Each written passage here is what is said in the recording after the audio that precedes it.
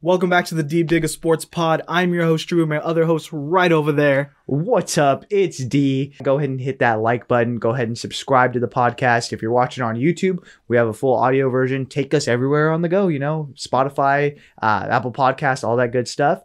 If you are listening on audio, hop over to our YouTube, hit that like button, subscribe. Appreciate it. So the U.S. Open happened. Wyndham Clark took first. It was actually a pretty heavily contested down the stretch on Sunday. I actually really enjoyed it. I know a lot of people didn't. We'll dig into that a little bit.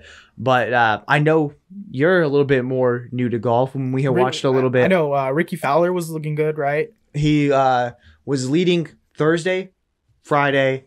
He was on Saturday. He was tied for first at the end of it. And then Sunday, he fucking fell apart. Yeah. But I know Rickie Fowler is a guy that a lot of people really like, and honestly, he's come on some rough times, so it was really nice to see him play really well. Another guy who performed really well on that past weekend was Rory McIlroy. And so Rory, for the past few months, has just been kind of down in the dumps, and then on top of that, you drop the Live merger, and it just looked like if you were to guess, either Rory finishes second or Rory finishes 30 whatever, I'd pick more 30. And Rory would just bomb in that motherfucker. He was looking good. The one thing with him is he needs to work on his short game. And I know people are talking shit online saying oh, he fell apart on Sunday. He didn't. Rickie Fowler did. But Rory, I think even more of his struggles showed on Saturday rather than Sunday, where he just missed putts down the stretch and it just felt like he couldn't do it. But good to see him back, actually performing well. He got second. And the guy who ended up finishing first, Wyndham Clark, I think was really impressive. And I know we watched a little bit on Saturday. What were your thoughts on the tournament? How did you like it? I mean, I'm a Cantlay guy.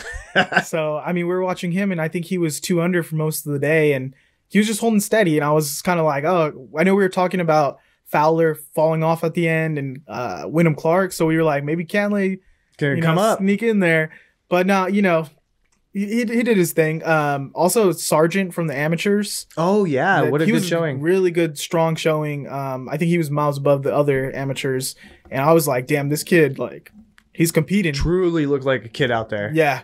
But so yeah, that was exciting. Really cool for Wyndham Clark.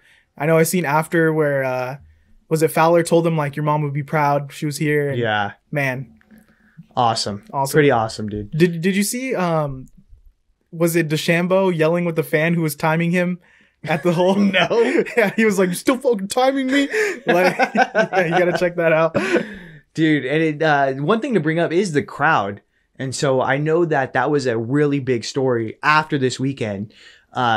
It was at the Los Angeles Country Club, which is one of the most prestigious courses in the nation. Apparently, the club bought half of the general admission tickets. And so golfers were complaining, where's the crowd? It feels like I'm just kind of playing by myself here. There's literally nobody. This is supposed to be the U.S. Open, one of 4 major tournaments on the year. So pretty embarrassing showing from the course in general. Yeah. And I know, even before this course, Brooks Koepka was talking, and he was like, knowing U.S. Opens, it's going to be hard course. So I'm expecting the winner is going to be 6 under, maybe 5 under.